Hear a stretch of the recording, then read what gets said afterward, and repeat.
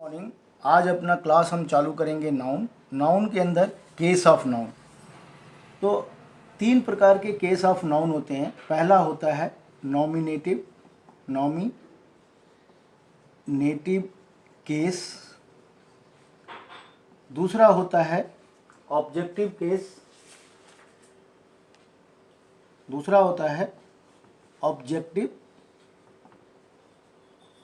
Case और तीसरा होता है पोसेसिव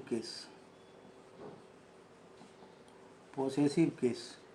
ये नाउन के तीन केस होते हैं और तीनों केस को हम वन बाय वन पहले समझेंगे। पहले हम समझेंगे what is the nominative case. तो इसमें नॉमिनेटिव केस में ये हम जनरली डिस्कस करते हैं सब्जेक्ट के बारे में, और इसका डिफिनीशन आप ऐसा लिख सकते हैं, बोल सकते हैं, समझ सकते हैं। ए नाउन या pronoun is in the nominative case if it is used as a subject of the verb। इसका मतलब हुआ कि अगर जो सेंटेंस है, सेंटेंस के अंदर जो प्रोनाउन या noun as a subject use हुआ है सेंटेंस के अंदर, तो इसको हम नॉमिनेटिव केस कहते हैं। तो एग्जाम्पल अगर हम लेंगे कि सचिन तेंदुलकर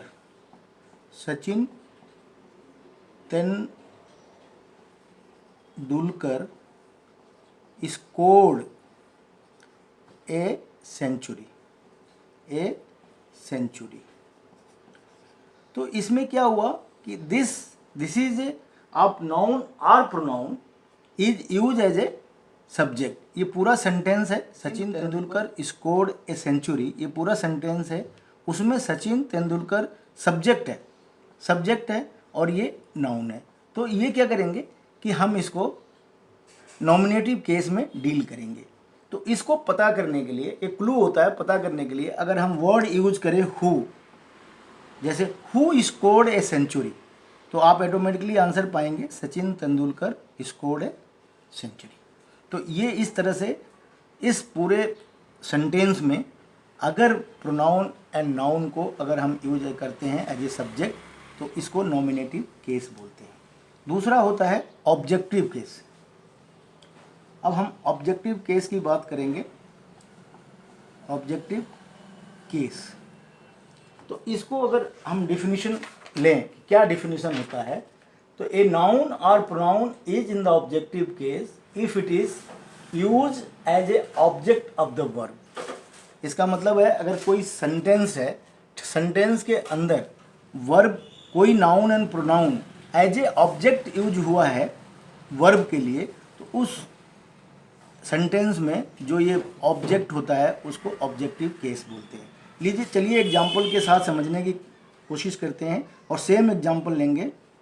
तेंदुलकर, या आप बोलिए सचिन तेंदुलकर, इसको हम सचिन तेंदुलकर लिख देते हैं। Sachin Tendulkar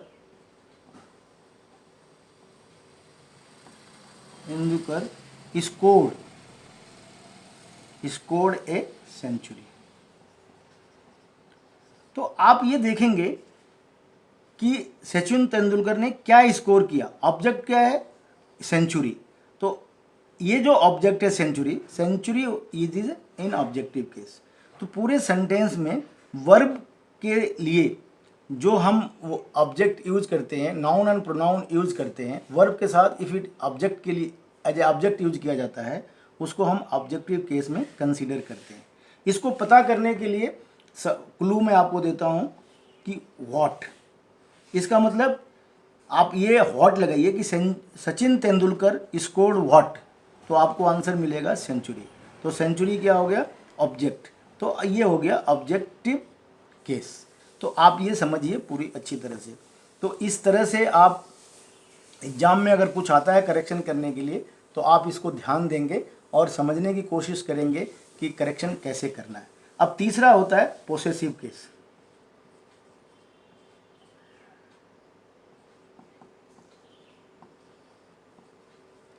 possessive case important है और ये समझने की चीज़ है। तो इसको अगर कहेंगे कि ए नाउन और pronoun to be in the possessive case if it is denotes possession, authorship, origin and kind. इसका मतलब स्पेशली अगर आप ध्यान दें तो तो ये जो होता है पोसेसिव केस, मतलब ये दिखाता है पोसेशन एंड ऑथरशिप, मतलब authority, possession and authority and origin and kind. मैं एग्जाम्पल लूँ कि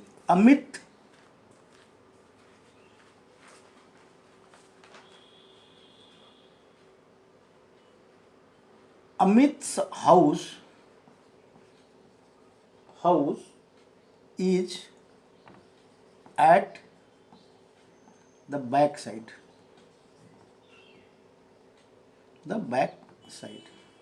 इसका मतलब हुआ कि अमित हाउस, हम बात कर रहे हैं हाउस की, लेकिन किसका? अमित्स हाउस। तो ये अमित हाउस है, तो ये पोसेशन दिखाता है, ये दिखाता है किसका घर है? अमित का घर है। इसलिए हम ये बोल सकते हैं कि this is A possessive case. इसको इस सेंटेंस में जो नाउन एंड प्रोनाउन यूज होता है, तो ये जो अमित हाउस है ये पोसेसिव केस के अंदर आता है।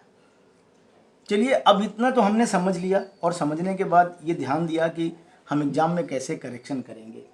अब हम लोग क्या ध्यान देंगे कि रूल ऑफ पोसेसिव केस में हम अब ये देखेंगे कि क्या रूल है। तो अगर हम एग्जाम में पोसेसिव केस का करेक्शन करने के लिए आता है, तो आपको ध्यान देना पड़ेगा कि हम क्या क्या रूल होते हैं और कैसे हम पोसेसिव केस को गलत या सही फाइंड आउट कर सकते हैं। तो इसमें जनरली क्या होता है, एपोस्ट्रॉफी का खेल होता है। एपोस्ट्रॉफी आपने देखा होगा कि हम लोग पढ़ते समय एपोस्ट्रॉफी का यूज करते थे, तो यहाँ भी एपोस्ट्रॉफी का यूज होगा। तो हम क्या करेंगे कि पहला रूल है बाय एडिंग। देखिए, आराम आराम से मैं समझाऊंगा आपको, और आराम आराम से बाय एडिंग एपोस्ट्रॉफी एस इन सिंगुलर नाउन। कहने का मतलब ये हुआ कि अगर आपके पास आपको नाउन दिया हुआ है और उसमें उसको पोसेसिव केस में बदलना हो या चेक करना है कि ये पोसेसिव केस जो लिखा हुआ है सेंटेंस में ये सही है या नहीं है, तो हम लोग क्या करते हैं, एपोस्ट्रॉफी एस का यूज करते हैं। अब मैं एग्जांपल लूँगा, जैसे मान लीजिए कि बॉयज़ दिया हुआ है, बॉय। अगर आपको सिंगुलर नाउन है बॉय, तो बॉय को अगर हमें पोसेसिव केस में बदलना है तो हम क्या करेंगे, इसको लिखेंगे बॉयज़, एपोस्ट्रॉफी एस लिखेंगे, इसके साथ ऐड कर देंगे, बॉय में हम एपोस्ट्रॉफी एस ऐड कर देंगे, तो ये हो जाएगा पोसेसिव केस। इसी तरह से चलिए हम दूसरा रूल देखते हैं, by adding apostrophe s in plural, singular के जगह पे प्लूरल नाउन। दूसरा हो जाएगा, दूसरा रूल क्या होगा, दूसरा रूल होगा by adding apostrophe s in the plural noun. अब इसको हम एग्जाम्पल के साथ समझेंगे। जैसे मान लीजिए कि आपको चिल्ड्रन दिया हुआ, चिल्ड्रन, या यहाँ पे देखिए मेन दिया हुआ है। तो अगर हमको पोसेसिव केस में बदलना है तो हम क्या करेंगे कि चिल्ड्रेन, यहाँ पे एपोस्ट्रॉफी एस लगाएंगे। यहीं इसी तरह से मेन के अंदर भी मेन एपोस्ट्रॉफी एस, तो ये हो जाएगा पोसेसिव केस में, और ये हो जाएंगे नॉर्मल नाउन या प्रोनाउन। तो normal pronoun, noun and pronoun में अगर एपोस्ट्रॉफी एस लगा देते हैं प्लूरल वर्ड में, तो इसको ऐसे एपोस्ट्रॉफी चेंज करते हैं, और इसको हम लिख सकते हैं जैसे children school, children's school, men's club. तो इसमें क्या होता है, बच्चों का स्कूल और आदमी का क्लब। तो इस तरह से ये एपोस्ट्रॉफी एस लगने के बाद पोसेसिव केस में बदला जाता है। तो अगर एग्जाम में ऐसा दिया हुआ है तो आप ये ना समझें ये गलत है, ये एकदम सही है। तीसरे रूल की बात करेंगे, तीसरा रूल की बात करेंगे, उसमें दिया है by adding only an apostrophe to the plural noun ending in s, means by adding only an apostrophe, only an apostrophe to the plural noun ending with s। अगर कोई नाउन एस के साथ एंड हो रहा है तो उसमें हम ओनली एपोस्ट्रॉफी लगाएंगे और इसको हम पोसेसिव केस में कन्वर्ट कर देंगे। एग्जाम्पल के जगह पे आप देखिए, एग्जाम्पल में जैसे कोई दिया है बॉयज, बॉयज दिया है, ये क्या है, प्लूरल नाउन है। अगर ये इसको एपोस्ट्रॉफी में चेंज करना है तो सिंपली लिखा जाएगा बॉयज और इसके ऊपर हम एपोस्ट्रॉफी लिख देंगे, तो ये पोसेसिव केस हो जाएगा। अगर ऐसा दिया है तो आप ये ना समझें ये गलत है, ये सही है। अगर नहीं दिया है तो आप इसको मिस्टेक में या एरर में इसको ले सकते हैं। तो ये डिपेंड करता है कि कैसे दिया है और एग्जाम में क्या पूछा, उसी के हिसाब से आपको बताना है। इसी तरह से चलिए हम अब चौथा रूल्स की बात करते हैं।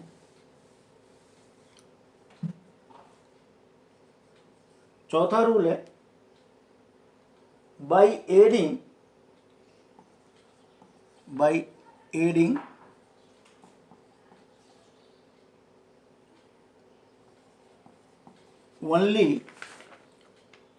only apostrophe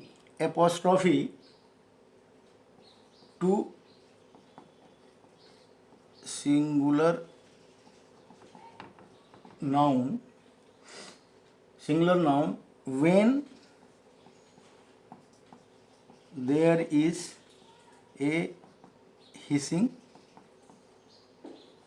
sound। अगर कोई नाउन है और उसको प्रोनाउंसिएशन करते समय अगर उसमें हिसिंग वर्ड्स आता है तो हम क्या करते हैं, केवल एपोस्ट्रॉफी लगाते हैं। जैसे अब एग्जाम्पल पे हम ले, एग्जाम्पल लीजिए, एग्जाम्पल लेंगे तो दिया है जेसस, तो इसमें हिसिंग साउंड है, तो अगर हमें एपोस्ट्रॉफी में बदलना है तो हम लिखेंगे जेसस और केवल इस पे एपोस्ट्रॉफी लगेगा। इसी तरह से दूसरा एग्जाम्पल लीजिए, ले लेते हैं हम आपके समझने के लिए। जैसे ब्लेसिंग्स, अगर ब्लेसिंग्स दिया है तो इसमें भी हिसिंग साउंड है, तो अगर हमको एपोस्ट्रॉफी या पोसेसिव केस में चेंज करना है तो ब्लेसिंग्स एपोस्ट्रॉफी लगा देंगे। तो अगर एग्जाम में सेंटेंस के अंदर ये दिया है तो ये सही है, इसमें गलत करने की ज़रूरत नहीं है, आप इसको सही मान के चल सकते हैं। चलिए अब छठा रूल की बात करता हूँ, या सॉरी पांचवा रूल की बात करता हूँ। पांचवा है in a compound noun on pronoun, ये देखिए, in compound noun the possessive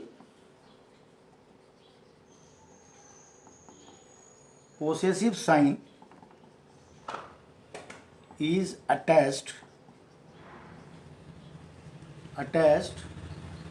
only to the last word। Okay, तो और इसमें पोसेसिव साइन है ना लास्ट, और पोसेसिव साइन है एपोस्ट्रॉफी एस। तो जैसे अगर मैं बताऊं, एग्जाम्पल लिया जाए, एग्जाम्पल में लूंगा ब्रदर,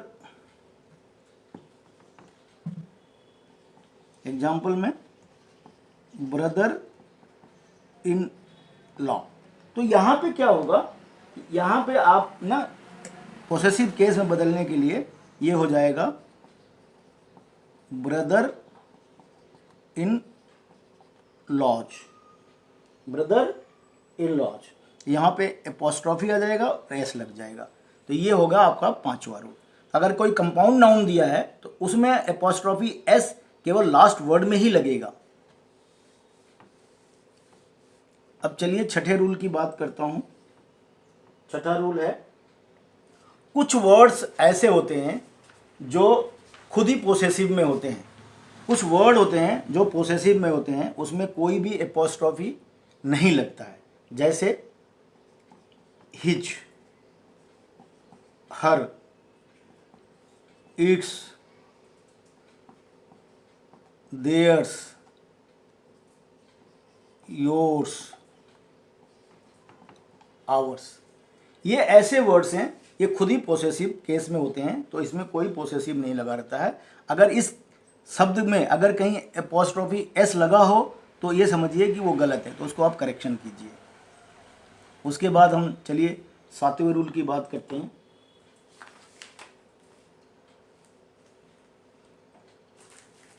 7वां रूल है when two or more nouns show joint possessive the sign is put to the last only।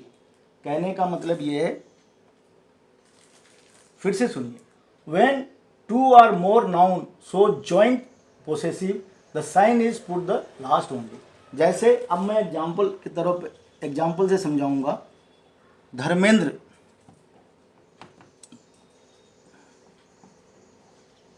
Dharmendra is Sunny and Bobby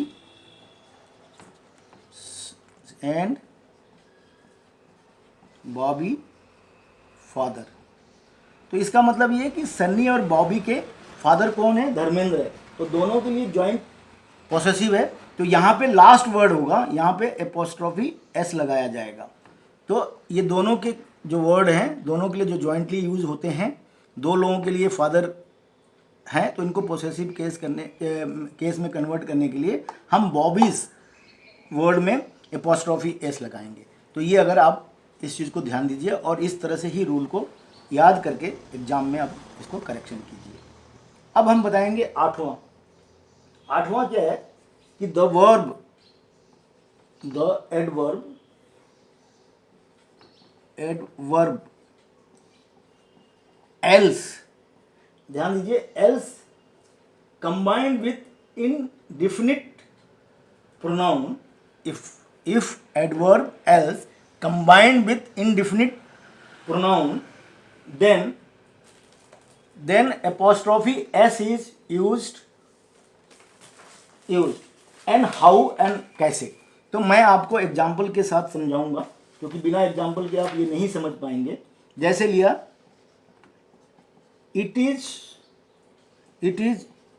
your house, I thought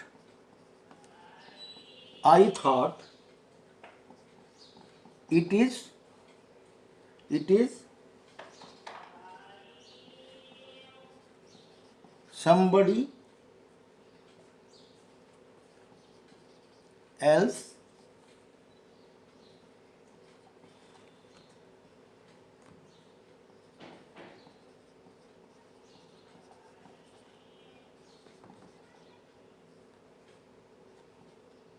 buddy else.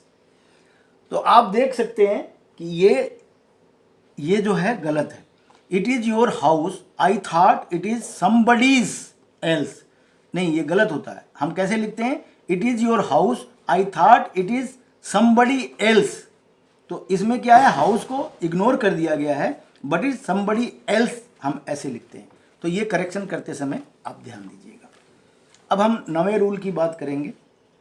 9वां rule है कि the word, याद रखिए, the word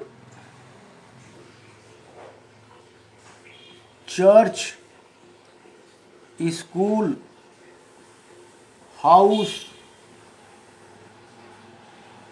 shop are after omitting. कई बार क्या होता है कि इसको ओमिट करने के बाद इसको हम पोसेसिव केस में कन्वर्ट करते हैं, या पोसेसिव केस में कन्वर्टेड रहता है और ये चीज़ें ओमिटेड होती हैं। तो एग्जाम्पल के साथ समझने की कोशिश कीजिए।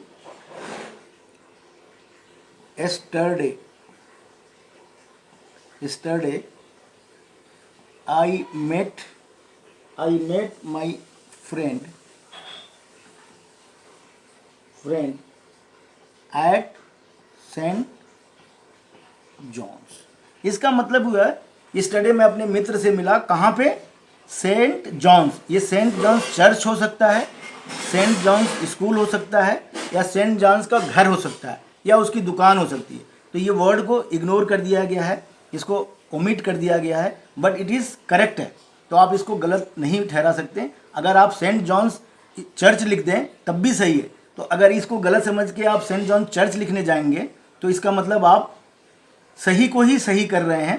तो इसको आप गलती फाइंड आउट नहीं किया, आपने सही को ही सही किया।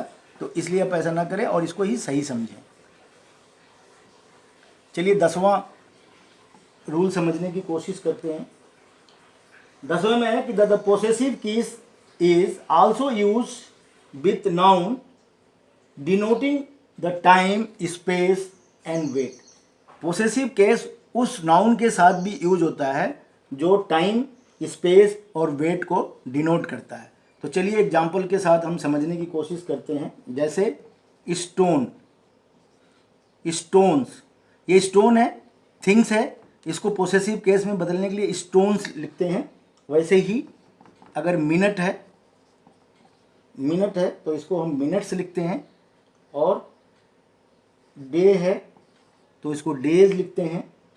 और इसी तरीके से आप देख सकते हैं कि टाइम, स्पेस और मिनट को अगर हम पोसेसिव केस में कन्वर्ट करते हैं तो कैसे लिखा जाता है। तो ये रूल आपका 10वां रूल है, और इसी के साथ सारे एपोस्ट्रॉफी रूल्स ख़त्म होते हैं। और इसको ध्यान में रखते हुए ही आप एग्ज़ाम में करेक्शन करें। तो आप इसको बार बार देखें, समझें और अपने रूल्स को याद रखें, ताकि एग्ज़ाम में कोई सेंटेंस दिया है तो एरर फाइंडिंग दिया हुआ है तो कैसे एरर फाइंडिंग कर सकते हैं। इसी के साथ मैं अपने वीडियो को विराम दूंगा। बहुत बहुत धन्यवाद मेरे वीडियो को वॉच करने के लिए और सब्सक्राइब करने के लिए। प्लीज़ वीडियो को पूरा अंत तक देखिए और उसको सब्सक्राइब कीजिए, तभी आप इसको समझ पाएंगे। और इसी के साथ मैं मोटिवेट होऊंगा ताकि मैं अगला वीडियो बनाऊं। धन्यवाद।